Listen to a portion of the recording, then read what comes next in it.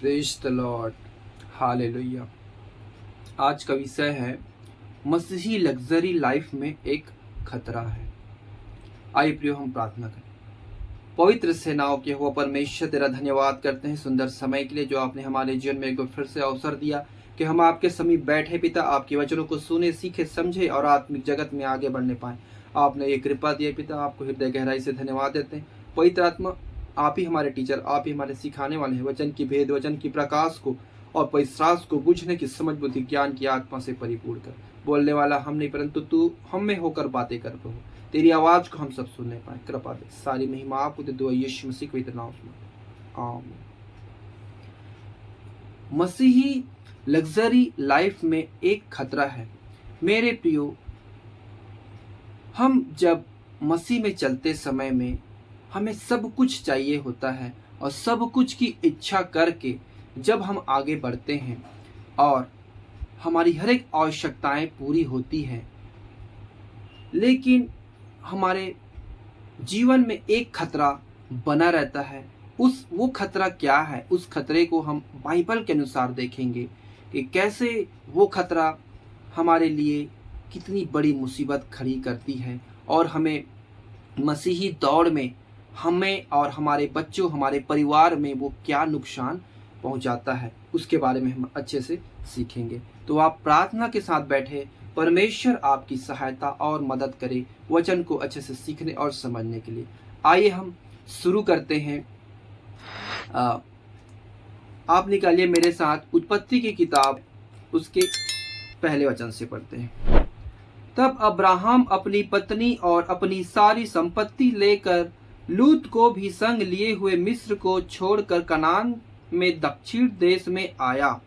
Abraham भेड़ बकरी और गाय बैल और सोने रुपए का बड़ा धनी था। फिर वह दक्षिण देश से चलकर बेतेल के पास उसी स्थान को पहुंचा जहां पहले उसने अपना तंबू खड़ा किया था, जो बेतेल और ए के बीच में है। यह स्थान उस वेदी का है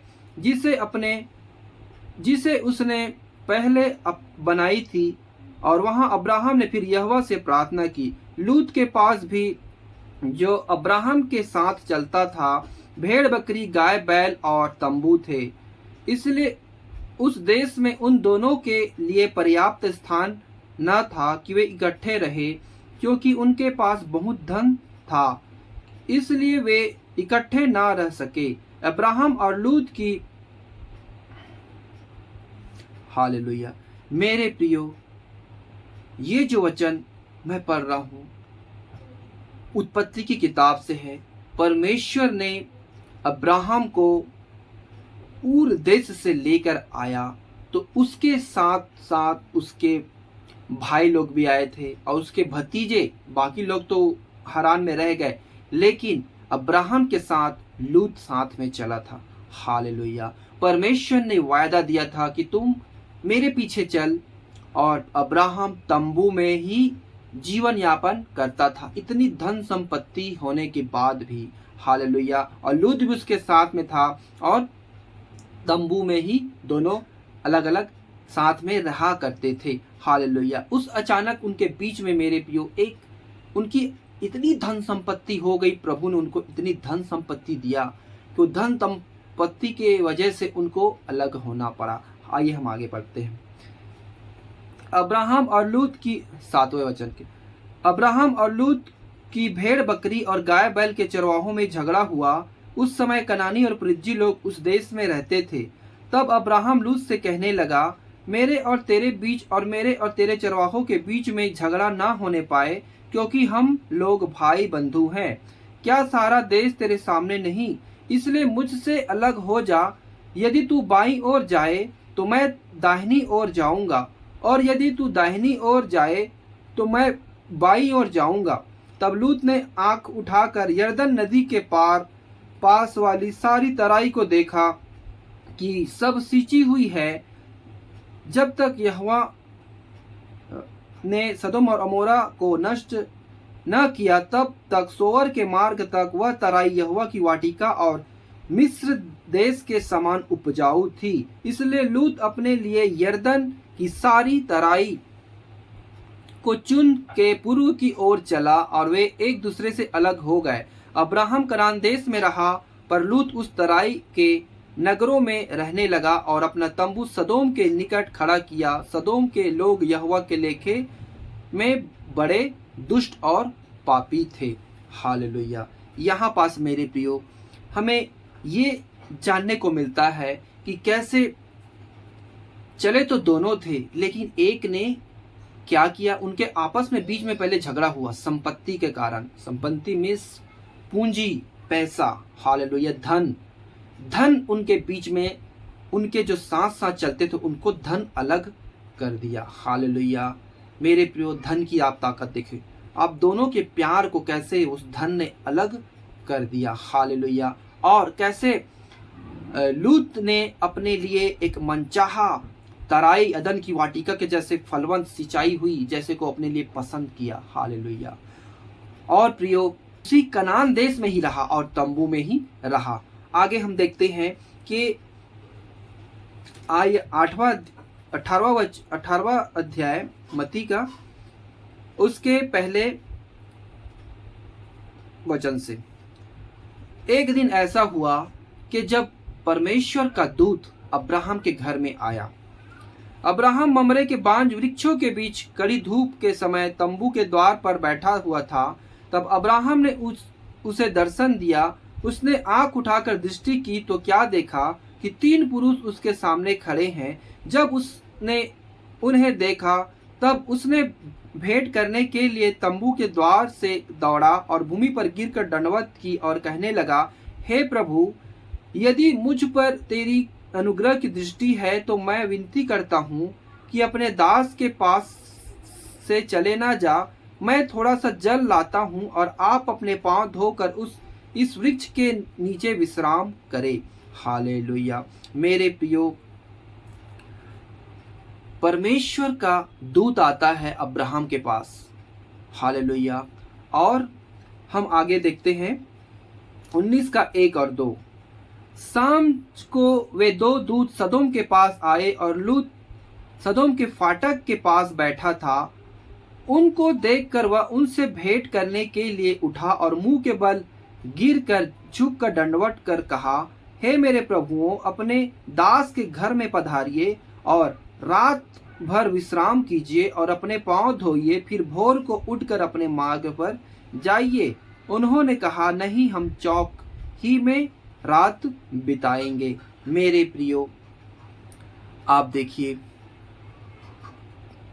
परमेश्वर का दूत जब अब्राहम के पास आता है, अब्राहम के पास कोई घर नहीं है। हालेलुया। वो तंबू में रहता है। जब दूत आता है तो अब्राहम कहता है, इस वृक्ष के तले रह और अपने जी को ठंडा कर, मैं तेरे सामने कुछ रखता हूँ। हालेलुया। और जब वही दूत लूत के पास आता है तो वो क्या कहता है, सांझ को वे दूत सदोम के पास आए और लूत सदोम के फाटक के पास बैठा था। फाटक मेरे प्रियो उस समय में एक जो बड़ा शहर होता है उसके चारों ओर फाटक बना रहता है। फाटक दीवार, उसके पास बैठा, कोई अंदर नहीं घुस सकता। हालेलुया। फाटक के पास बैठा था और वो न्याय भी था, उस शहर का न्याय भी बन गया था वो।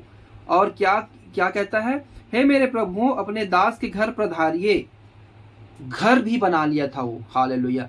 अब्राहम तंबू में रहता था लेकिन लूत घर भी बना लिया था। हे मेरे, और रात भर विश्राम कीजिए और पांव धोइए। हालेलुया।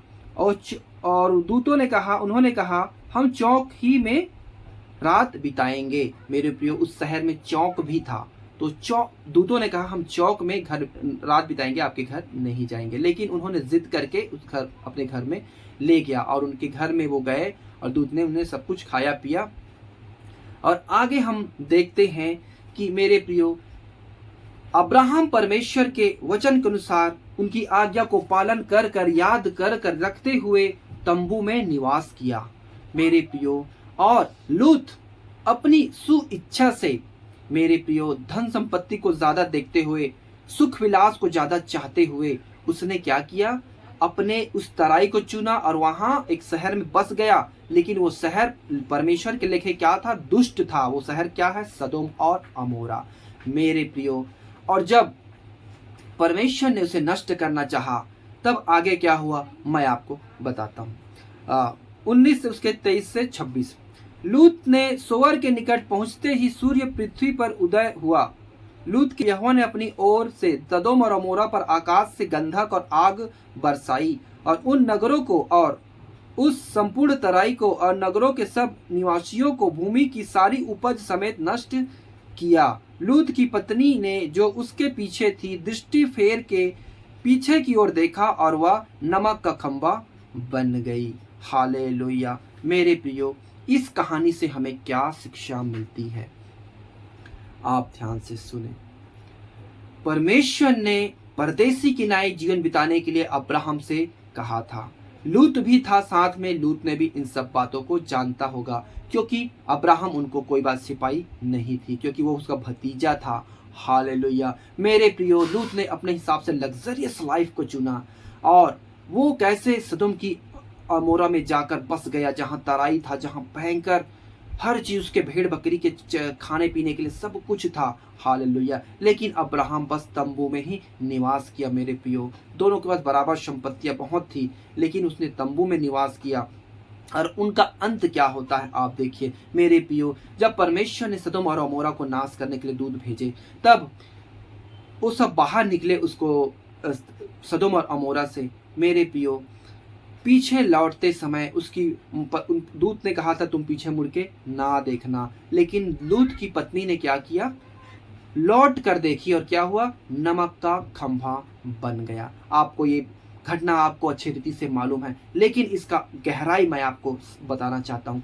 मेरे प्रियो, लग्जरियस लाइफ में ये बहुत बड़ा खतरा क्यों है, मैं आपको बताता हूँ। मेरे प्रियो, अब्राहम अपने पूरे परिवार के साथ कनान की स्वर्ग की ओर पहुंच रहा है। पूरे परिवार उसके स्वर्ग में पहुंचे हैं, लेकिन लूत सिर्फ अकेला स्वर्ग में पहुंचा है। वो कैसे? मेरे प्रियो, इतनी धन संपत्ति होने के बाद भी उसने परमेश्वर की आज्ञाओं को ज्यादा बहुमूल्य नहीं दिया, क्योंकि लग्जरियस लाइफ ने उनको क्या है? परमेश्वर के वचनों पर चलने से रोक दिया। हालेलुया। और उन्हें क्या बना दिया? स्वार्थी। हालेलुया। क्योंकि लूत की पत्नी क्या है? मना किया था, लेकिन उसने क्या? इतनी धन संपत्ति, इतनी सब कुछ, मेरी भेड़ बकरी हर चीज है, मैं इसको कैसे छोड़ू? उसके मन में वो देर करता रहा। पर दूत ने कितने बार बोला, लेकिन वो देर करता रहा। तो लूत ने, उसकी पत्नी ने क्या? मुड़ कर देखा, मेरी धन संपत्ति सचमुच नाश हो जाएगा। मेरे प्रियो, मुड़ के देखने धन संपत्ति की वजह से वो अपना जीवन को तबाह कर दिया। और आगे आप देखेंगे तो लूत की जो 2 बेटियां थी, उन्होंने भी पाप किया और वे भी स्वर्ग में प्रवेश नहीं करने पाए। एक तरफ लूत सिर्फ अकेला ही स्वर्ग में पहुंच नहीं पाया, उसका परिवार कोई पहुंच नहीं पाए लग्जरियस लाइफ के कारण। लग्जरियस लाइफ में ये खतरा होता है मेरे प्रियो। और दूसरी तरफ अब्राहम और उसका परिवार स्वर्ग में पहुंच गया। हालेलुया। क्योंकि उन्होंने तंबू में अपना जीवन बिताया और परमेश्वर के वायदा को महत्व दिया, उसके बताए हुए रास्तों पे चला। हालेलुया।